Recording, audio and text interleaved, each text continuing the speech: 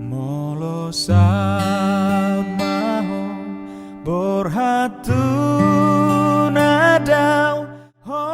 Nama Rivaldo Yumet Kono, NIM 71/2019-16. Dalam tugas akhir ini, kelompok mengambil salah satu kasus yang berjudul konflik dua kubu jemaat akibatnya bangunan gereja HKBP Cibinong dirusak.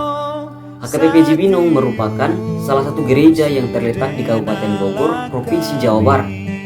Konflik atau permasalahan yang terjadi di gereja ini sejatinya merupakan permasalahan internal, di mana permasalahan ini dilatar belakangi oleh adanya perselisihan antara dua kubu jemaat karena persoalan sengketa kepengurusan di HKBP Cibinong.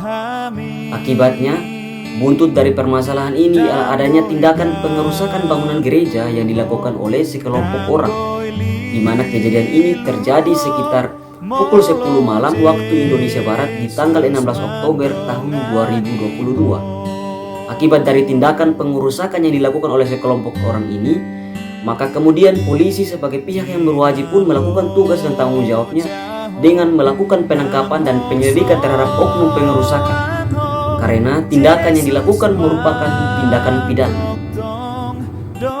Nama Maisel Esther Gabriela, NIM 71/2019-090. Selanjutnya saya akan membahas tentang teologi kepemimpinan. Kepemimpinan berarti hamba menjadi gaya hidup setiap pemimpin Kristen.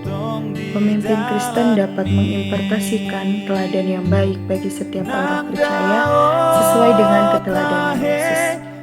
Karakter jemaat juga menjadi lebih baik. Gereja Tuhan dapat bertumbuh dengan maksimal dan bisa memunculkan pemimpin-pemimpin rohani yang memiliki hati hamba.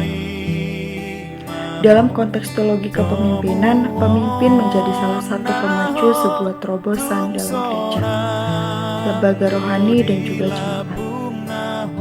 Kepemimpinan memang sebuah struktural, namun dalam konsep pemimpin rohani, Tuhan merindukan kepemimpinan rohani bukan secara diktator, otoriter, bahkan semaunya.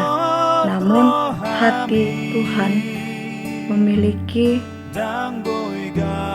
sebuah keinginan bahwa kepemimpinan yang efektif adalah kepemimpinan yang berarti hamba yang membawa dampak besar bagi membangun karakter jemaat. Sebab apa yang pemimpin lakukan menjadi poin penting bagi jemaat untuk meneladaninya, seperti Yesus menjadi teladan yang terbaik dalam konsep kepemimpinan.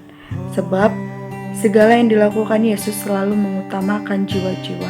Ini adalah misi terbesar yang luar biasa. Berangkat dari hal ini, maka jika melihat kasus yang diangkat oleh kelompok mengenai permasalahan di jemaat HKBP Cibinong, permasalahan ini sangatlah membutuhkan adanya keterlibatan seorang pemimpin, yang mana dengan adanya keterlibatan tersebut, maka pemimpin dapat menunjukkan perannya dalam mengatasi permasalahan yang ada.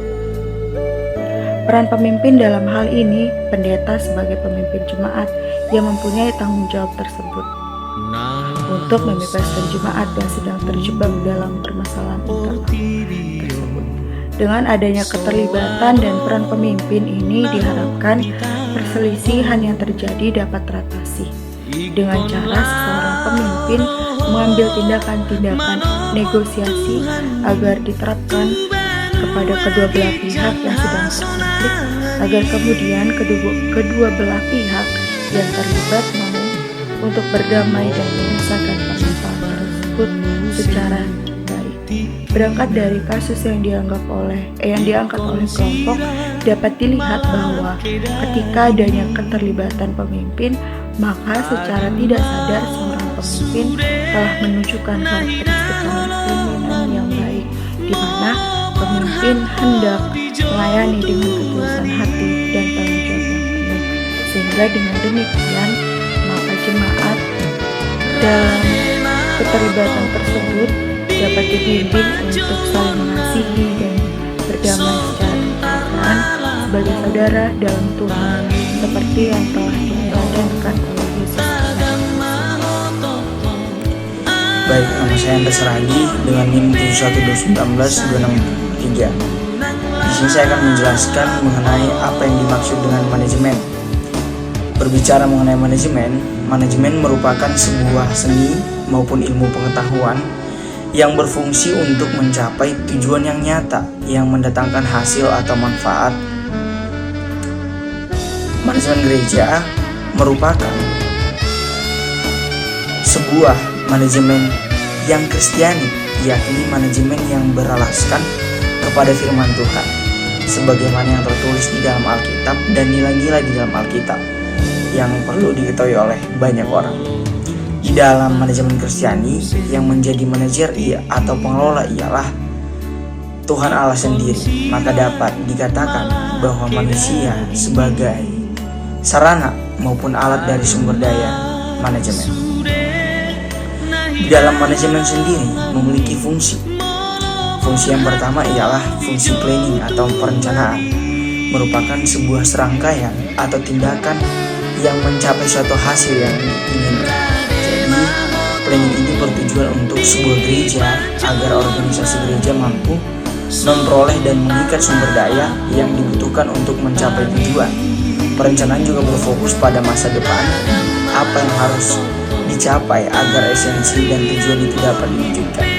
Yang kedua ialah organizing atau pengorganisasian, yaitu sebuah pengelompokan kegiatan-kegiatan yang diperlukan, yakni sebagai penetapan susunan organisasi serta tugas dan fungsi-fungsi setiap unit yang ada di dalam organisasi. Maka dengan demikian, pengorganisasian ialah sebuah proses untuk membangun dan menciptakan hubungan antara fungsi-fungsi di mana hal ini bertujuan sebagai bentuk persatuan dan pengarahan guna mencapai tujuan bersama.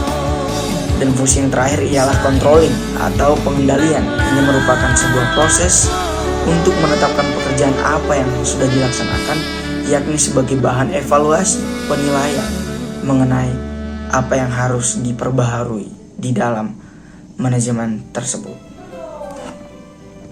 Nama Maria Iskariani DPS NIM 71 dari 19020. Di sini saya akan menjelaskan bagian tentang implementasi manajemen dalam gereja. Di dalam sebuah gereja pasti membutuhkan manajemen di dalamnya. Hal tersebut dikarenakan setiap gereja pasti memiliki tujuan dan di dalam mencapai tujuan tersebut membutuhkan sebuah perencanaan. Ketidakadanya perencanaan membuat sebuah kegagalan dalam keberadaan dari sebuah gereja itu. Yesus sendiri sangat menekankan akan pentingnya sebuah perencanaan. Hal tersebut dapat kita lihat dari kehidupan pelayanan Yesus di dalam dunia ini. Yesus selalu melakukan perencanaan dan pengorganisasian dalam setiap pelayanannya. Maka dari itu manajemen sangat penting bagi kehidupan gereja dan sangat menolong jemaat untuk bertumbuh secara rohani melalui manajemen diri seperti doa, ibadah, pendalaman Alkitab, dan lain sebagainya. Dalam manajemen gereja terdapat dua jenis rencana. Yang pertama rencana strategis dan rencana taktis. Rencana strategis merupakan upaya jangka panjang dari sebuah perencanaan seperti visi dan misi dari sebuah gereja.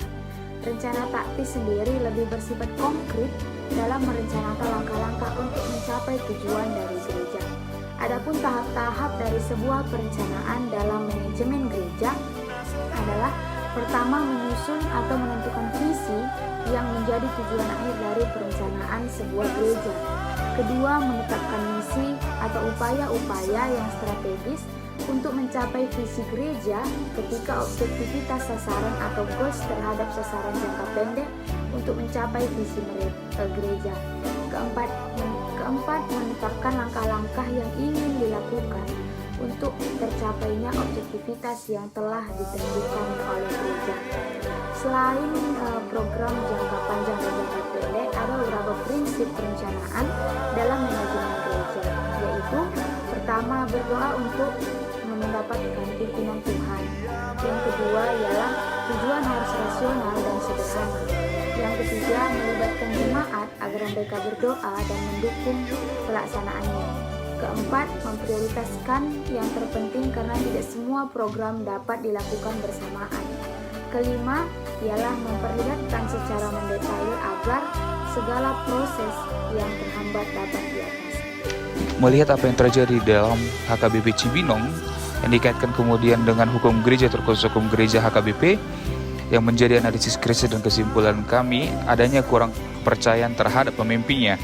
Kenapa begitu? Karena apabila pemimpin gereja yang melayani menjadi penguasa, jemaat akan kurang percaya terhadap pemimpinnya, dan ini akan menjadikan konflik internal di dalam gerejanya. Ya mungkin bisa saja ada pihak yang mendukung si pendeta tersebut dan ada juga yang menolak, yang kemudian ini akan menjadi konflik internal jemaat. Tidak sedikit permasalahan-permasalahan di HKBP yang seperti itu. Dan perlu diperhatikan bahwa penekanan manajemen yang baik di sini sangat penting gitu. Ambil contoh kasus apabila pendeta yang ditempatkan di dalam desa-desa terpencil, jika tidak memiliki manajemen baik, dia akan melihat bahwa itu adalah suatu keadaan yang buruk dan akan menyusahkan dia. Tetapi kemudian apabila dia mempunyai manajemen yang baik, dia akan berpikir untuk bagaimana meningkatkan jemaat yang ada dalam pedesaan tersebut menjadi lebih baik lagi, dan itu akan tentunya akan mempengaruhi jemaat yang ada di situ. Nah, topik yang dibahas dalam gereja kali ini konflik internal.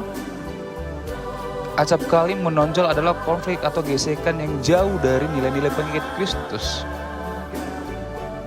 Ya, kita bisa lihat bagaimana seharusnya pendeta HKBP ataupun pendeta yang lain dapat menjadi berkat bagi umat, bangsa, dan dunia.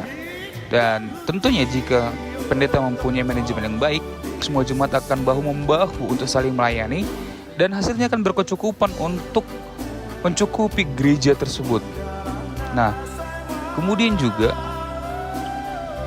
yang perlu kita perhatikan adalah di dalam manajemen adalah perlunya sikap murah hati, dan juga kemudian kepemimpinan yang rendah hati dalam melayani, karena hal ini menjadi fondasi penting untuk melakukan pelayanan.